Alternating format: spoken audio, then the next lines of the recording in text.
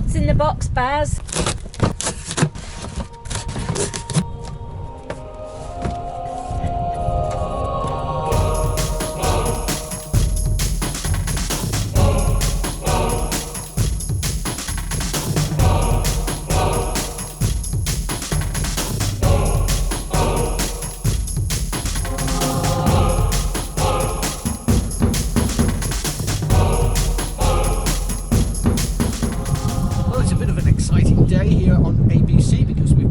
Delivery from Athens, all of the bits and pieces we need to get the keel finished, get the hull and keel primed, and get the anti-foul paint on. Just opened up these boxes and I'll show you what we've got inside. So these four here are the epoxy primer.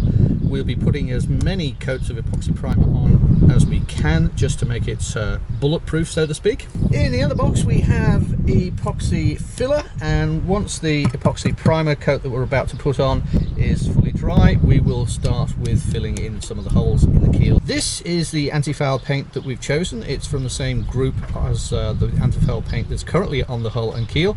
There are in the shed stowed away 2 large 10-litre containers of this, and we have these 2 here to make up a total of 21 litres of anti-foul.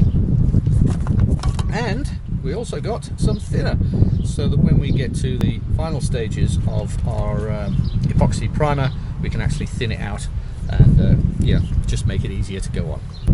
So let's mix up some of this bad boy and slap it on the keel. We've had about 36 hours of high winds, so there's a fair amount of dust on the keel, so I'm just going to give it a wipe down with the damp cloth.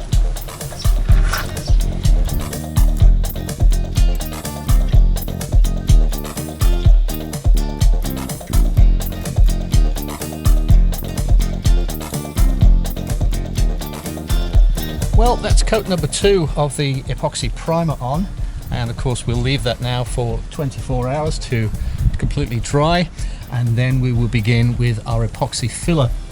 This camera is probably not going to pick it up, but there are lots of indentations that really would be better smoothed out before we put a final coat of epoxy primer on, and then once that is dry we can begin the layers of anti-fouling. So it's a daily step-by-step process. But we're getting there. I've just heard of a birth of some babies. Hopefully you'll be able to see them today. You had little kittens.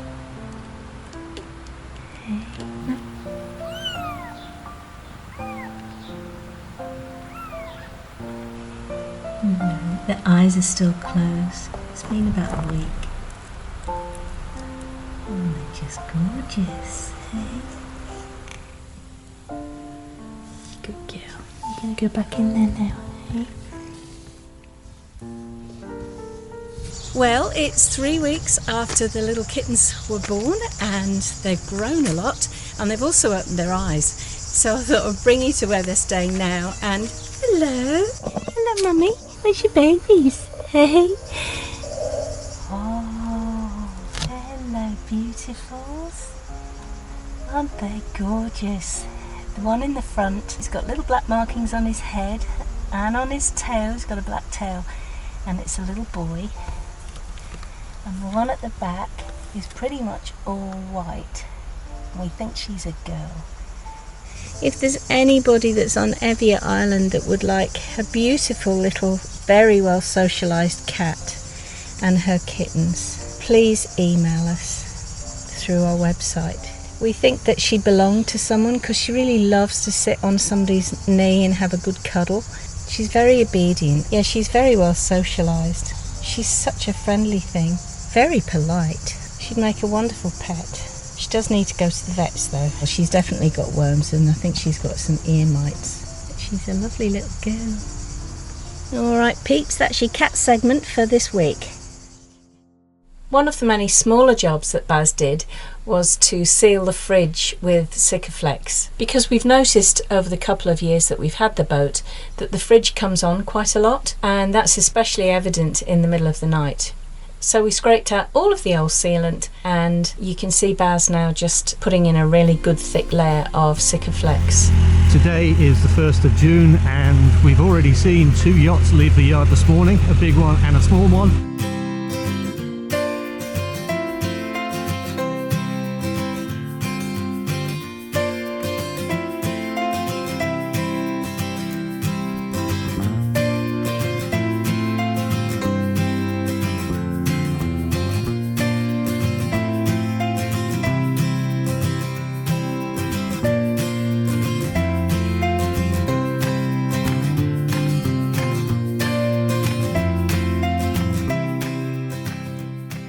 And now our friends Mark and Marie are off out of the yard too. They're not going too far. They're actually just going over to Limney Harbour, where they've got to complete some paperwork to get their visas sorted out, because they're Kiwis. And of course, with the COVID-19 lockdown, it means they've been here longer than they should. So a little bit of paperwork needs doing. Of course, for us, it's going to be at least another month. We won't be splashing until the 1st of July. And that's if everything goes to plan. The SpeedX courier has just been to the boatyard and dropped off a parcel for us. Unfortunately, it's not the cutlass bearing. It's a parcel from Germany. We ordered a lot of stuff from one of the big online marine chandlers, and they're based out of Germany. So I'm just going to quickly go through what we've ordered and also associate with what we've got in the box to the jobs that we can actually carry on with and even bring to a conclusion. So let's have a look in the box. Well, SVB is the name of the company we ordered all the stuff from, and they've sent us this porn magazine. Oh. Look, it's all the porn in there. Oh, that's dangerous. So that's something that we can have a read of later. These two things are spray cans, and they are anti-foul for the prop and the propeller shaft. So we can actually get that coated before it goes back in to the cutlass bearing when the cutlass bearing finally arrives. These two bottles contain a liquid which we can paint onto the bimini here and make it waterproof so that we don't get wet when it rains. This is a toilet service kit, so we can actually put the toilet back together and back in place in the aft head, and that will be job completed. These two tubes of Sikaflex 295 UV, I don't know why they wanted the UV one because it's going to be underwater, will allow us to seal the keel and the hull gap where the water was getting in the first place, and then we can actually put epoxy onto the keel, and then we can finally put our anti-foul onto the keel, so that'll be another job completed. This box is a little bit like the Ark of old. Everything is coming in pairs. These are desulfators, and we've got one for our engine start battery and one for our bank of house batteries, so we can get those connected, and then we can hopefully just walk away and leave the batteries, have a happy life living there underneath the bunk forever and ever, amen. And finally, I only bought one of these because I figured I'd only need one. This is just a complete kit with crimpers included as well, of little sort of electrical connections, so if we ever need to do any little electrical connections, we've got this kit to make all the connections of various shapes and sizes that we need. And that little lot came to a grand total of €443.07. Money well spent, I'd say. Now, let's crack on with some jobs. To try and reduce some of the clutter that's all around ABC at the moment, the first job we're going to tackle is putting back together the aft head. So we'll put the little saltwater inflow hose, flush hose on, and the connector, and then we can put the head back in the head. It doesn't come with any instructions, but you're just using common sense. I would suggest that that probably goes on there, that goes on there, and then that screws on there. Whilst I was scouring around the interwebs to get some better insight on this job with the toilet, I did come across someone who said always put a little bit of Vaseline onto the rubber, which will make it last a little bit longer with its lifespan. So that's what we're going to do.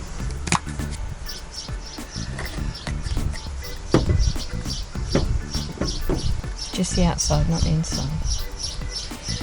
Yeah, well, I suppose we could put it on the inside, couldn't we, as well?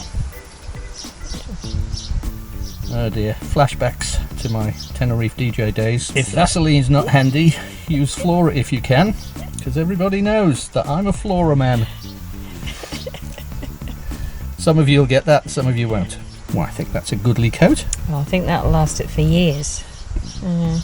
Other way. Really? Yeah, that's how you had it before. Oh, yeah, okay. It's probably too greasy now.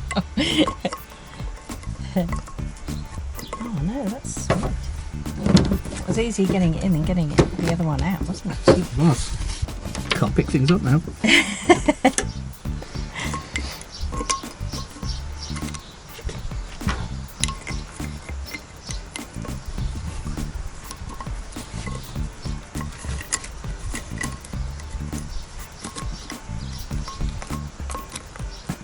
Hang on a minute, so... Yeah, how does that work?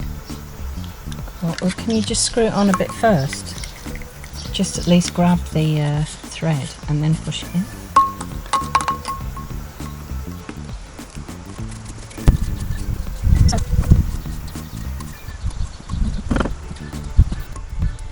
Also seem to recall the bloke said just keep your hand tight. Okay. Yeah, I can't turn that anymore. Cool.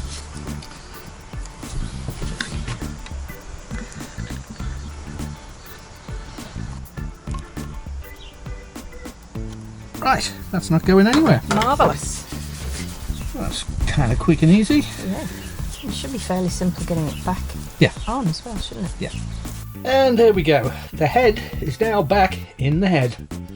That's one job that we can definitely cross off the list.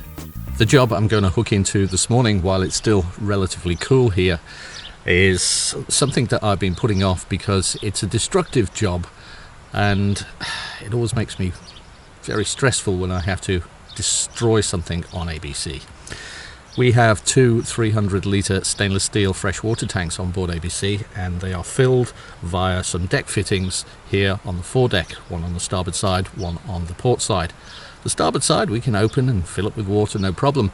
The port side, however, is proving problematic to open, and that's basically because the fitting where the winch handle goes in has rounded out over the years, so there's just no grip there anymore, and it's just impossible to open it. So what I'm going to do is I'm going to drill some holes into the top of the cap that are the same distance apart as these, and then I'm going to slide that into the holes, put a large leverage bar on here, and then hopefully that'll give me enough force to at least open the deck filler. So yeah, not looking forward to this one, but it's got to be done. Because we reckon that 600 litres of fresh water will get us from Greece to Turkey without having to stop anywhere along the way to top off the water tanks. One thing in particular that I'm trying to avoid is drilling too deeply into the filler cap, because I don't want to make a hole all the way through, because if we do manage to get it open and fill up the fresh water, I don't want holes allowing salt water in. So I've taped a bit of tape around the end of the drill to the depth that I need to go for the little bit of a tool that I'm going to try and use to open it. Let's see how that goes.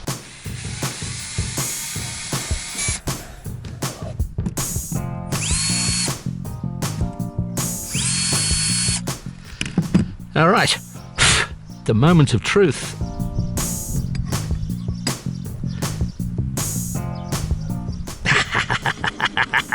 Well, that's a sigh of relief on many levels. Now we can have our full complement of 600 litres of fresh water on our way to Turkey. We haven't gone through the top of the filler cap, so it's still going to be saltwater proof, and we can now easily open it. Thank you. That's a huge relief. Okay, so we're going to clean this area up, bring the hose pipe over here, fill up that tank with water, and then we're going to go and play with our Sikaflex, I think it's 295 UV, on the keel and hull joint.